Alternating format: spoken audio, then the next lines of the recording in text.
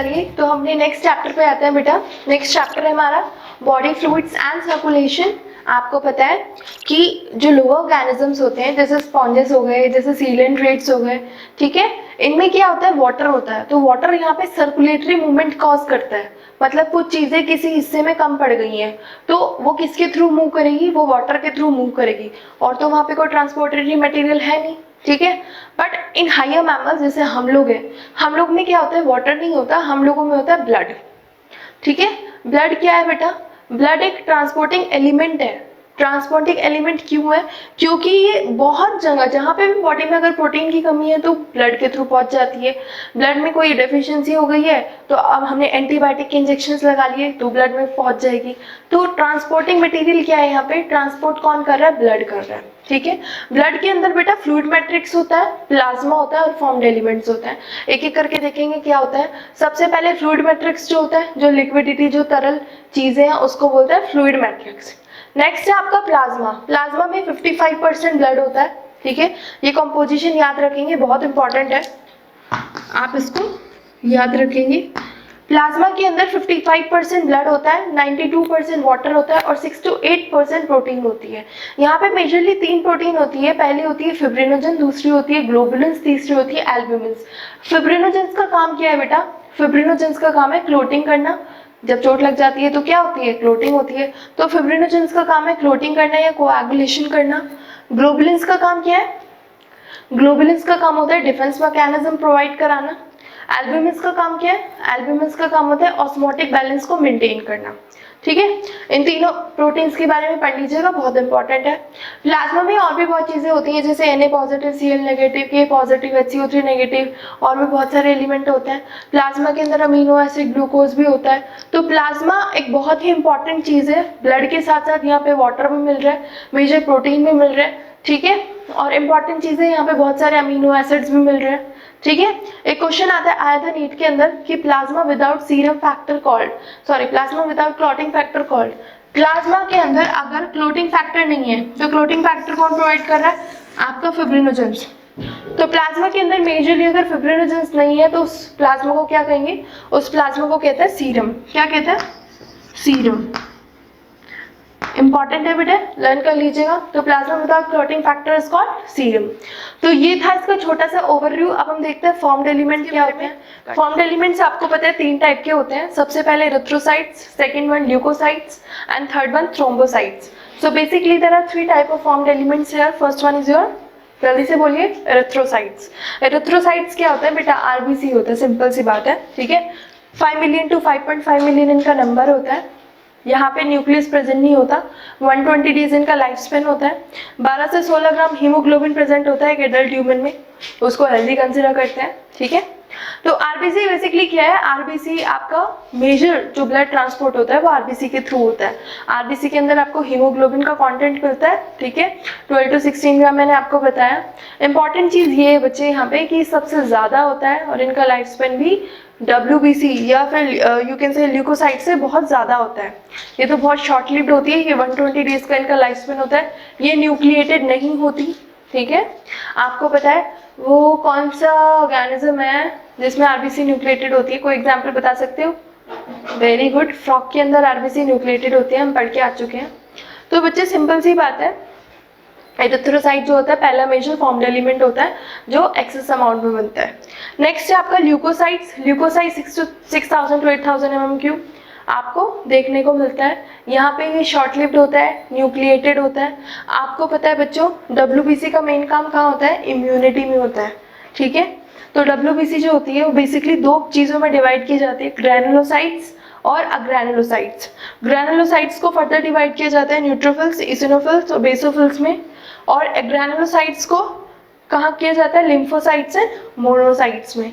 तो इम्पॉर्टेंट है, इसको याद करना, NEB से याद करेंगे कि न्यूट्रोफिल्स जो होती है वो सबसे ज़्यादा होती है, ईसोफिल्स होती है वो कम होती है, बहुत लेस इन नंबर होती है, बेसोफिल्स भी बहुत ज़्यादा कम होती है।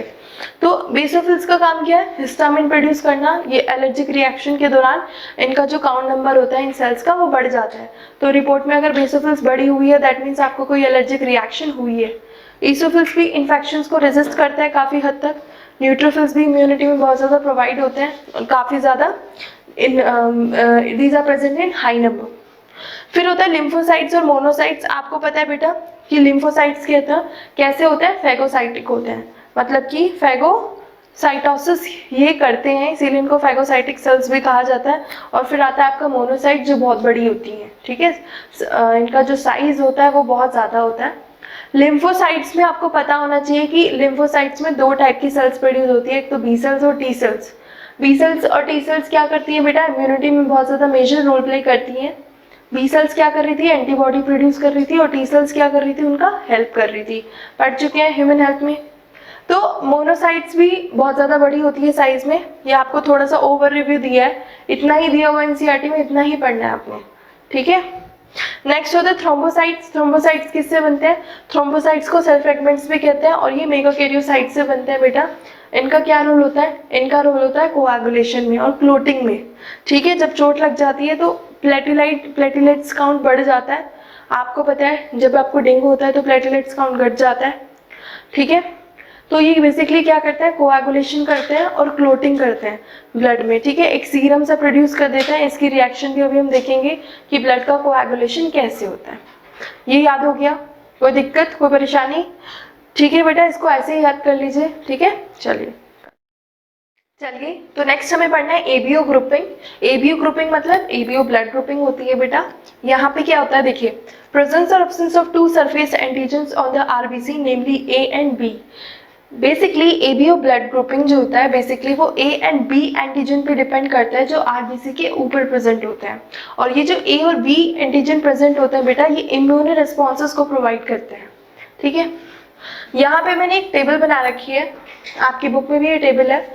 यहाँ पे आप देखिए जो ब्लड ग्रुप ए है, मतलब कि आरबीसी के ऊपर जो एंटीजन प्रेजेंट होगा वो कौन सा होगा, ए। अब ए एंटीजन प्रेजेंट है तो वो अपोजिट एंटीबॉडी को बनाता है, मतलब वो किसको बनाएगा, एंटीबॉडी बी को बनाएगा, ठीक है। सिमिलरली बी है, बी ब्लड ग्रुप में जो एंटीजन प्रेजेंट होगा आरबीसी के ऊपर वो कौन सा होगा, बी एंटीजन। तो ये अपोजिट एंटीबॉडी कौन सी बनाएगा, एंटीबॉडी ए बनाएगा। नेक्स्ट है बेटा एबीओ। आपको पता है एबी मतलब क्या होता है, यहाँ पे आरबीसी के ऊपर 2 एंटीजन प्रेजेंट है, पहला है ए, सेकेंड है बी।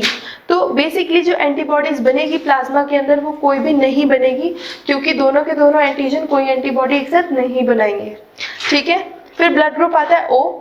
यहाँ पे आरबीसी के ऊपर कोई एंटीजन नहीं है, तो प्लाज्मा के अंदर जो एंटीबॉडीज बनेगी वो बनेगी antibody A and antibody B.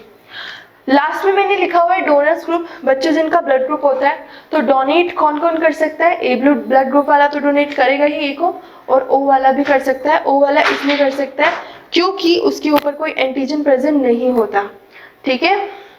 Next होता है बेटा B blood group. B blood group में आपका डोनर ग्रुप सेम है, सिमिलर कंडीशन है, ए वाली, बी और ओ होगा। अब आता है ए बी। ए बी में जो एंटीजन प्रेजेंट होता है वो दोनों प्रेजेंट होता है, लेकिन एंटीबॉडी कोई नहीं बनती। तो एंटीबॉडी कोई नहीं बनती, इसीलिए वहां पे डोनर ग्रुप सारे होते हैं, ए भी होता है, बी भी होता है, ए बी भी होता है, ओ भी होता है।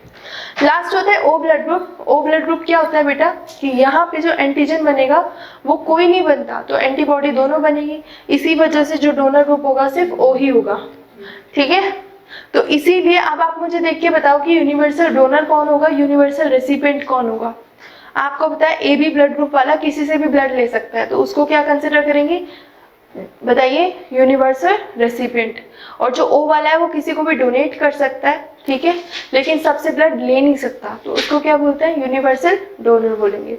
तो आपको इंपॉर्टेंट चीज़ है बेटा, इसको लर्न कर लीजिए, टेबल ड्रॉ कर लीजिए, जल्दी से टाइम दे रही हूँ, जल्दी से बनाइए।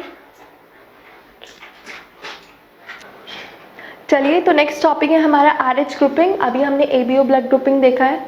तो बेटा आरएच एंटीजन्स प्रेजेंट होते हैं, बहुत सारे 80% ह्यूमंस में ऑलमोस्ट प्रेजेंट होते हैं आपके आरबीसी के ऊपर, और 20% में नहीं होते, कभी कभी आरएच एंटीजन्स नहीं दिखे जाते। बेसिकली आरएच एंटीजन की जो डिस्कवरी हुई थी वो रीशस मंकी के अंदर हुई थी, ठीक है, सबसे पहले रिसेस मंकी के अंदर इसको देखा गया था। RH antigens basically immunity provide करते हैं, ठीक है। इंपॉर्टेंट चीज़ ये है कि आरएच इनकम्पैटिबिलिटी के केसेस हमें पढ़ने हैं, मतलब आरएच मिसमैचिंग के केसेस हमें पढ़ने हैं। आपने देखा होगा बेटा कि ब्लड ट्रांसफ्यूजन होने से पहले, सपोज दैट मेरी मॉम का ब्लड ग्रुप ओ नेगेटिव है और मेरा ब्लड ग्रुप कुछ और है, सपोज करो ओ नेगेटिव ही है, तो हमारा ब्लड ग्रुप तो सेम है ना, फिर भी क्यों इतने सारे ट्रांसफ्यूजन होने से पहले इतने सारे टेस्ट किए जाते हैं? क्यों? ब्लड ट्रांसफ्यूजन करने से पहले बहुत ज़्यादा चेकअप किए जाते हैं, वहाँ पे RH मिसमैचिंग का केस भी देखा जाता है कि ऐसा तो कोई केस नहीं है कि RH मिसमैचिंग का केस आ गया हो। RH मिसमैचिंग का केस हम कहाँ देखते हैं? जब कोई प्रेग्नेंट विमेन होती है, उसका जो ब्लड ग्रुप होता है वो RH नेगेटिव वाला होता है, जिसमें RH नेगेटिव एंटीजन्स होते हैं, और जो फीटस होता है वो RH पॉजिटिव वाला होता है। तो RH नेगेटिव एंटीजन्स क्या करते हैं बेटा? स्पेसिफिक एंटीबॉडीज प्रोड्यूस करना शुरू कर देते हैं अगेंस्ट द RH एंटीजन्स, ठीक है, जिससे फीटस को अच्छा खासा नुकसान होता है। तो इसीलिए फर्स्ट प्रेगनेंसी में क्या होता है बेटा कि जब RH नेगेटिव मदर का ब्लड है और RH पॉजिटिव फीटस का ब्लड है, कुछ अमाउंट ऑफ ब्लड जो होता है RH पॉजिटिव वो कहाँ जाता है? माँ के मैटरनल ब्लड में मिक्स हो जाता है, जिससे कुछ स्पेसिफिक एंटीबॉडीज़ बनती है जो RH नेगेटिव एंटीजन्स के अगेंस्ट होती है। इसीलिए वहाँ पे उसको RH एंटीबॉडीज़ दी जाती है, पहली प्रेगनेंसी में ही दे दी जाती है, ठीक है। सेकेंड प्रेगनेंसी में ये काफ़ी ज़्यादा केस देखा जाता है कि आपको एंटीबॉडीज़ भी दी जाती है, लेकिन काफ़ी सारा जो ब्लड होता है वो कैसा हो जाता है? ख़राब हो जाता है, उसमें बहुत ज़्यादा ब्लड डिस्चार्ज हो जाता है, ठीक है। तो स्पेसिफिक एंटीबॉडीज़ जो होती है वहाँ पे बनती है बेटा, आपको पता है। इसीलिए इस सिचुएशन को कहा जाता है इरिथ्रोब्लास्टोसिस फीटालिस। मतलब इसमें क्या होता है बेटा? इसमें जो फीटस होता है वो एनेमिक हो जाता है, उसमें खून की कमी हो जाती है और मरने के चांसेस भी काफ़ी ज़्यादा, डिस्ट्रॉय होने के चांसेस भी काफ़ी ज़्यादा बढ़ जाते हैं। तो डॉक्टर्स क्या करते हैं? पहली प्रेगनेंसी में ही माँ को क्या दे देते हैं? एंटी आर एच बॉडीज़ उनको दे दी जाती है, एंटीबॉडीज़ दे दी जाती है, जिससे ये केसेस थोड़ा सा कम हो जाए। लेकिन सेकेंड प्रेगनेंसी ऐसी महिलाओं के लिए जिसमें RH मिसमैचिंग देखने को मिली है, वहाँ पे सेकेंड प्रेगनेंसी जो होती है बहुत ज़्यादा क्या हो जाती है? बहुत ज़्यादा सीवियर हो जाती है, ठीक है। आप कभी सुनिएगा ऐसे केसेस, काफ़ी ज़्यादा फिर प्रिकॉशंस कैरिड आउट करने पड़ते हैं, डॉक्टर्स को भी देखना पड़ता है बेटा, खून भी चढ़ाना पड़ता है, तो काफ़ी सारी काफ़ी सारी प्रॉब्लम्स आ जाती है, ठीक है। तो यही था RH ग्रुपिंग। आपने ABO ब्लड ग्रुपिंग पढ़ लिया, RH ग्रुपिंग पढ़ लिया। अब हम आगे पढ़ते हैं कि ब्लड का कोएगुलेशन कैसे होता है, क्लॉटिंग कैसे होती है ब्लड की, ठीक है। चलिए नोट डाउन कर लीजिए इसको। स्टार्ट करते हैं बेटा कोएगुलेशन ऑफ ब्लड से। कोएगुलेशन होता है ब्लड का, आपको पता है कभी भी आपको चोट लग जाती है या आप गिर जाते हो तो आपको चोट लगने के बाद बहुत ज़्यादा ब्लीडिंग होती है। ब्लीडिंग होने के बाद कुछ टाइम बाद आप देखते हो कि आपका एक स्कम जैसा स्ट्रक्चर है, डार्क रेड ब्राउन कलर का स्ट्रक्चर वहाँ पे बनता है। थोड़े टाइम बाद, पहले इनिशियल टाइम पे वो रेड होता है, फिर कुछ टाइम बाद वो डार्क ब्राउन कलर का हो जाता है। तो वो क्या होता है बेटा? वो आपका स्कम होता है, ठीक है। तो वो क्यों बनता है, कैसे बनता है, यही हम आज देखेंगे। और इसी को ही कहते हैं coagulation of blood, also called clotting of blood. आपने पढ़ा था जब हम फॉर्म्ड एलिमेंट्स के बारे में पढ़ रहे थे, मतलब हम फिब्रिनोजेंस के बारे में पढ़ रहे थे, तो फिब्रिनोजेंस का रोल क्या था कि वो क्लॉटिंग फैक्टर प्रोवाइड करते हैं। नेक्स्ट इंपॉर्टेंट चीज हमने ये पढ़ी थी कि plasma without clotting factors called serum. तो अभी क्या है बेटा? प्लाज्मा में क्लॉटिंग फैक्टर्स है, फॉर्म्ड एलिमेंट्स हैं। इसमें क्या होगा, आपको पता है चोट लगती है, चोट लगने के बाद कुछ टाइम बाद आपको नेटवर्क लाइक स्ट्रक्चर्स देखने को मिलते हैं, उन्हें कहते हैं फिब्रिन्स। क्या कहते हैं? फिब्रिन्स। अब फिब्रिन्स कैसे बनते हैं बेटा? फिब्रिन्स बनते हैं इनएक्टिव फिब्रिनोजन से। आपको पता है फिब्रिनोजेंस तो प्रेजेंट होती है कहाँ पे बताइए? आपके प्लाज्मा के अंदर, ठीक है। जब हम प्लाज्मा देख रहे थे तब हमने वहाँ पे देखी थी कुछ मेजर प्रोटीन्स, आपका देखा था water content 90 to 92%, 6 to 8% protein देखा था और 55% आपने ब्लड देखा था। तो इनएक्टिव फिब्रिनोजन से फिब्रिन्स बनती है under the action of thrombin, thrombin enzyme से। और थ्रोम्बिन कैसे बनता है बेटा? थ्रोम्बिन बनता है प्रोथ्रोम्बिन से, जो किसके अंडर काम करते हैं? थ्रोम्बोकाइनेज के अंडर काम करते हैं।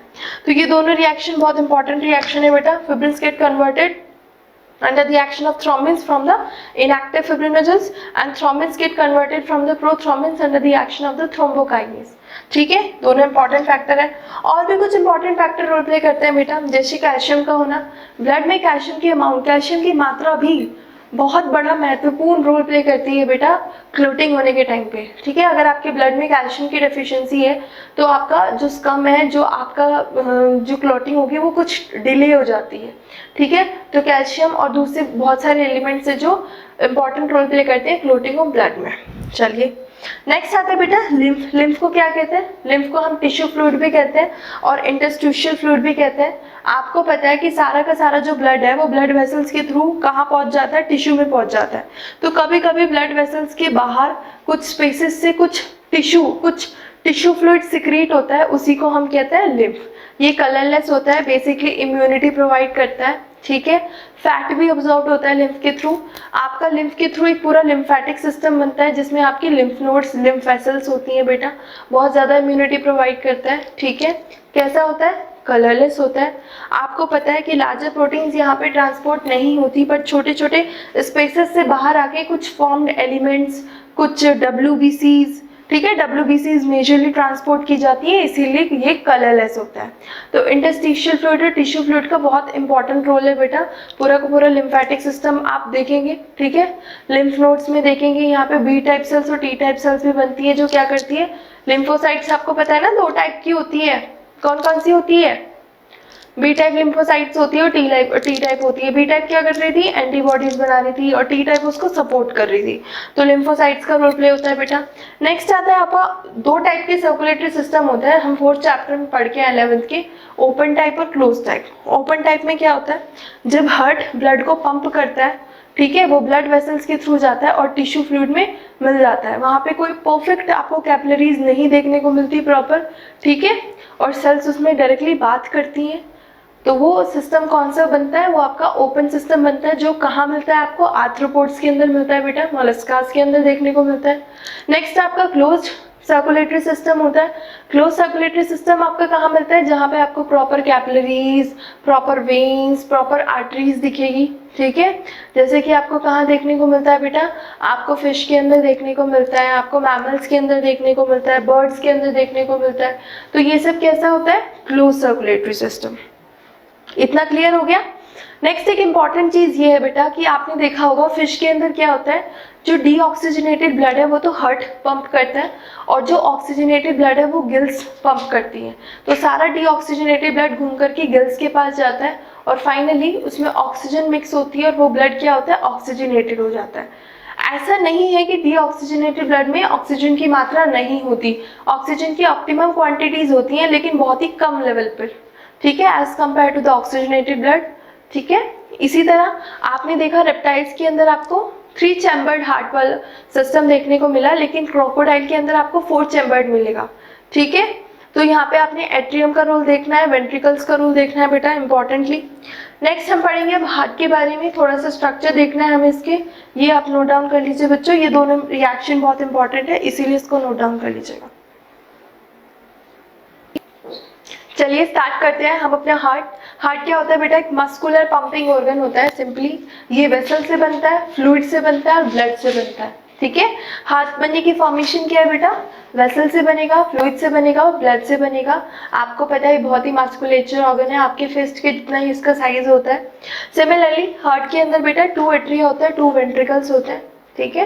आपको पता है कि यहाँ पे जो कार्डियक मस्कुलेचर होता है वो कैसा होता है, ऑटो एक्साइटेबल होता है, अपने आप चीजें होती हैं। जो आपका SAN है, सिनोएट्रियल नोड है, वो एक्शन पोटेंशियल को जनरेट करता है और बेसिकली 70 to 75 पर मिनट क्या करता है, इम्पल्सेस को प्रोड्यूस करता है, ठीक है। तो ये पेस एक्टिविटीज को कंट्रोल कर सकता है, इसीलिए इसको क्या कहते हैं, pacemaker. This is a very important question आता है बेटा कि पेसमेकर किसको कहा जाता है, सिनोएट्रियल नोड को कहा जाता है, ठीक है। अब क्या होगा, एक्शन पोटेंशियल जनरेट होंगे, एक्शंस कैरिड आउट होंगे। क्या होता है बेटा, कॉन्ट्रैक्शन और रिलैक्सेशन होता है। कॉन्ट्रैक्शन को हम क्या कहते हैं, सिस्टोल कहते हैं, और रिलैक्सेशन को क्या कहते हैं, डायस्टोल कहते हैं। तो बेसिकली सिनोएट्रियल नोड की वजह से क्या होता है, एक्शन पोटेंशियल इंपल्सेस क्रिएट होते हैं, कॉन्ट्रैक्शन होता है, रिलैक्सेशन होता है, ठीक है। यहाँ पे लिखा हुआ बेटा, the systole forces the blood, systole होने की वजह से, कॉन्ट्रैक्शन होने की वजह से ब्लड को फोर्स किया जाता है to move from the atria, atria से मूव करने पे वेंट्रिकल तक, and to the pulmonary artery and aorta. So this is a very important line of this chapter. The systole forces the blood to move from the atria to the ventricles and to the pulmonary artery and aorta, ठीक है। आप पहले भी पढ़ चुके हो heart के बारे में, अब अभी बच्चे नहीं हो, 12th में आ गए हो बेटा, तो बेसिकली ये चीजें आपको समझनी पड़ेगी। आपको पता है कि जब आपका वेंट्रिकल ब्लड को पंप करता है तो वो 70 ml ब्लड को पंप करता है हर वेंट्रिकल। इसी आउटपुट को क्या कहते हैं, कार्डिक आउटपुट कहते हैं, और इसकी वॉल्यूम जो होती है वो कार्डिक वॉल्यूम होता है। बेसिकली कार्डिक वॉल्यूम जो होता है वो स्ट्रोक वॉल्यूम और हार्ट रेट का मल्टीपल होता है। ठीक है, ये देखिए स्ट्रोक वॉल्यूम और हार्ट रेट का मल्टीपल होता है, और ये कितना होता है, अप्रॉक्सीमेटली 5 लीटर्स के अराउंड होता है। ठीक है, तो ये था बेटा कुछ हार्ट के बारे में इंपॉर्टेंट इन्फॉर्मेशन। अभी हम देखते हैं कि जब आपने देखा होगा जब आप हॉस्पिटल में जाते हो तो हॉस्पिटल में क्या होता है, जैसे कुछ हार्ट रिलेटेड प्रॉब्लम हो गई तो आपके क्या लगाते हैं, लिड लगाते हैं चेस्ट पे। ठीक है, एक यहाँ पर लगाते हैं एंकल पे। तो इससे क्या होता है, आपका हार्ट की पूरी ग्राफिकल रिप्रेजेंटेशन आ जाती है। उस ग्राफिकल रिप्रेजेंटेशन को कहते हैं इलेक्ट्रोकार्डियोग्राम। ठीक है, और उस मशीन को कहते हैं इलेक्ट्रोकार्डियोग्राफ। अभी हम देखते हैं इसका डायग्राम बना करके कि कैसा होता है बेटा। ठीक है, चलिए अब देखते हैं, लिख लीजिए इसको, काफी इंपॉर्टेंट है। स्टार्ट करते हैं। देखिए यहाँ पे हमने एक ग्राफिकल रिप्रेजेंटेशन को कंसिडर किया बेटा। आप याद रखना मशीन को क्या कहते हैं, इलेक्ट्रोकार्डियोग्राफ कहते हैं, और ये जो ग्राफिकल रिप्रेजेंटेशन है ये क्या है, इलेक्ट्रोकार्डियोग्राम। तो इलेक्ट्रोकार्डियोग्राम की शुरुआत होती है पी वेव से। यहाँ पे देखिए पी वेव रिप्रेजेंट करता है बेटा इलेक्ट्रिकल एक्साइटेशन को, मतलब कि डीपोलराइजेशन हो रहा है एट्रिया का। फिर क्यूआरएस कॉम्प्लेक्स बनता है। क्यूआरएस कॉम्प्लेक्स होता है बेटा, ये डीपोलराइजेशन शो करता है वेंट्रिकल्स का, मतलब क्या शुरू हो गया, यहाँ पे कॉन्ट्रैक्शन शुरू हो गया। ठीक है, क्यू से शुरू हो जाता है बेटा आपका। फिर आता है बेटा टी वेव होती है, और फिर फाइनली जो आपकी लास्ट वेव होती है जो रिप्रेजेंट करती है रीपोलराइजेशन को। ठीक है, यहाँ पे आपका क्या हो रहा है बच्चे, repolarisation of both of the atria हो रहा है। एक क्यूआरएस कॉम्प्लेक्स से आप नॉर्मली एक हार्ट बीट को कंसिडर कर सकते हो कि कितनी क्यूआरएस पर सेकेंड या पर मिनट चल रही है। इससे आप कंसिडर कर सकते हो कि कितनी हार्ट बीट अभी आपकी है राइट नाउ। ठीक है, तो डीपोलराइजेशन ऑफ वेंट्रिकल्स मतलब क्या हो रहा है बच्चे, डीपोलराइजेशन ऑफ वेंट्रिकल्स मतलब हो रहा है आपका कॉन्ट्रैक्शन। ठीक है, चलिए आपने देखा है बेटा जो टी वेव है वो क्या रिप्रेजेंट कर रही है आपकी, ये आपकी रीपोलराइजेशन स्टार्ट कर रही है। यहाँ पे आपकी एंडिंग ऑफ सिस्टोल को कंसिडर किया जाता है। ठीक है, चलिए जल्दी से बना लीजिए। अब नेक्स्ट बेटा एक डायग्राम एनसीईआरटी के अंदर फिगर 18.4 आप यहाँ पर देखिए कि जितना भी जो ब्लड है, देखिए जल्दी से 287 खोलिए पेज। यहाँ पर देखेंगे बेटा एनसीईआरटी में कि जितना भी बॉडी पार्ट से डीऑक्सीजनेटेड ब्लड जा रहा है वो वेना केवा के थ्रू जा रहा है, जिसको हम ग्रेट वेन से भी कंसिडर करते हैं। राइट एट्रियम में, फिर राइट वेंट्रिकल से ब्लड पंप होके पुल्मोनरी आर्टरी में जाता है, फिर फाइनली लंग्स में जाता है, लंग्स से फिल्टर्ड होके एल्वेलाई के थ्रू पुल्मोनरी वेन्स में जाता है बेटा। पुल्मोनरी वेन्स से लेफ्ट एट्रियम में जाता है जो कि लेफ्ट वेंट्रिकल द्वारा पंप्ड अप किया जाता है through dorsal aorta, and finally dorsal aorta के थ्रू वो कहाँ जा रहा है, आपके बॉडी पार्ट्स में। तो बेसिकली ये जो डायग्राम है काफी इंपॉर्टेंट है, आप इसको प्लीज अपनी कॉपी में ड्रॉ कीजिएगा। ठीक है, ये वाला डायग्राम भी काफी इंपॉर्टेंट है। हार्ट का डायग्राम जनरली नहीं पूछा जाता, बट ये दोनों डायग्राम काफी इंपॉर्टेंट है, तो आप इनको ड्रॉ करिएगा बेटा, प्रैक्टिस करिएगा इनकी। ठीक है, चलिए जल्दी से नोट डाउन कर लीजिए। लास्टली हम देख लेते हैं डिसऑर्डर्स के बारे में। आपको पता है सबसे पहले आता है हाइपरटेंशन। हाइपरटेंशन क्या होता है बेटा, आपको पता है कभी कभी हमारा जो ब्लड ग्रुप होता है, जो हमारा आपने देखा होगा बीपी जो बढ़ जाता है उसको हम क्या कहते हैं, हाइपरटेंशन कहते हैं इन जनरल टर्म्स में। ठीक है, 120/90 कहते हैं in general in order, but NCERT इसको 120/80 कहती है। ठीक है, 120 क्या है बेटा, आपका कॉन्ट्रैक्टिंग प्रेशर है, इसको सिस्टोलिक प्रेशर भी कहते हैं, और 80 क्या है बच्चे, आपका डायस्टोलिक प्रेशर यानी कि रेस्टिंग प्रेशर है। तो कभी कभी ये 140/60 हो जाता है, 190/70 हो जाता है। तो ये जो होता है बेटा आपका जो सिस्टोलिक प्रेशर है बहुत ज़्यादा बढ़ जाता है, और इसी को कहते हैं हम हाइपरटेंशन। दूसरा नाम है इसका हाई ब्लड प्रेशर। ठीक है, तो आपको पता होना चाहिए कि बेटा ये बहुत ही ज़्यादा सीवियर है, क्योंकि इससे ब्रेन डैमेज होने का खतरा होता है, किडनी फेलियर का खतरा होता है। ठीक है, चलिए नेक्स्ट होता है सीएडी, कोरोनरी आर्टरी डिजीजेस, इसका दूसरा नाम एरिथ्रोस्क्लेरोसिस। यहाँ पे क्या होता है, जब आपकी ल्यूमेन, जब आपकी कैविटीज होती है वो बहुत ज़्यादा आपकी क्या हो जाती है, नैरो हो जाती है। जो हार्ट की रिलेटेड डायमीटर्स होती है आपकी वो उतनी ना रह करके कैसी हो जाती है, नैरो हो जाती है। ठीक है, क्यों, किस चीज़ के डिपोजिशन से, कोलेस्ट्रॉल के, फैट के या विटामिन के। ठीक है, इसीलिए ब्लड को पंप होने में काफ़ी प्रॉब्लम होती है, और इस बीमारी को कहते हैं सीएडी। नेक्स्ट होता है बेटा angina. What is angina, angina pectoris इसको जनरली कहते हैं, ठीक है। ये मिडिल एज में लोगों को देखने को मिलती है। ये एक्यूट चेस्ट पेन है बेटा। कभी कभी क्या होती है, हार्ट सप्लाई जो होती है, इनएडिक्वेट ऑक्सीजन सप्लाई होती है हार्ट मसल्स में, उसकी वजह से क्या हो जाता है बेटा, आपको एक्यूट चेस्ट पेन हो जाता है, ठीक है। इसमें आपको सॉर्बिटॉल वगैरह दी जाती है जो आपको जीभ के नीचे रखनी होती है, ठीक है। चुभन जैसा फील होता है बेटा, इस बीमारी में एंजाइना पेक्टोरिस इसको कहते हैं। और जनरली यंग पीपल में भी ये बहुत ज़्यादा देखने को आपको मिलती है। लास्ट है बेटा हार्ट फेलियर। हार्ट फेलियर क्या होता है बताइए। हार्ट फेलियर को कभी कभी कंजस्टिव हार्ट फेलियर भी कहते हैं। कभी कभी लंग्स के कंजेशन से हार्ट जो होता है, हार्ट की पंपिंग रुक जाती है, ठीक है। ये सीवियर हो सकता है बेटा, फिटाल भी हो सकता है। ये हार्ट अटैक से अलग है, क्योंकि हार्ट अटैक में क्या होता है, आपकी हार्ट मसल्स जो होती है वो सडनली डैमेज हो जाती है due to inadequate supply of oxygen, ठीक है। कार्डियक अरेस्ट भी से भी अलग होता है। कार्डियक अरेस्ट में क्या होता है, हार्ट जो होता है बीट करना बंद कर देता है। तो ये आपका चैप्टर था बेटा, चैप्टर कंसिडर हुआ है बच्चों। इतना ही मुझे टाइम मिलता है, इतने ही लेक्चर में हम प्रोवाइड करा सकते हैं जितनी इन्फॉर्मेशन एक शॉर्ट टाइम में हमको बताना होता है। तो काफ़ी सारी चीज़ें मैं मानती हूँ छूट जाती है। तो आई नो आप बहुत अच्छे हो, आप थोड़ा सा कवर अप कर लोगे उन चीज़ों को एनसीईआरटी पढ़ के, ठीक है। कोई भी प्रॉब्लम हो टेल मी बेटा, ऐसे ही पढ़ते रहिए, ठीक है। मेहनत करते रहिए और अपनी लेक्चर्स स्प्रेड करते रहिए। चलिए, थैंक यू बेटा।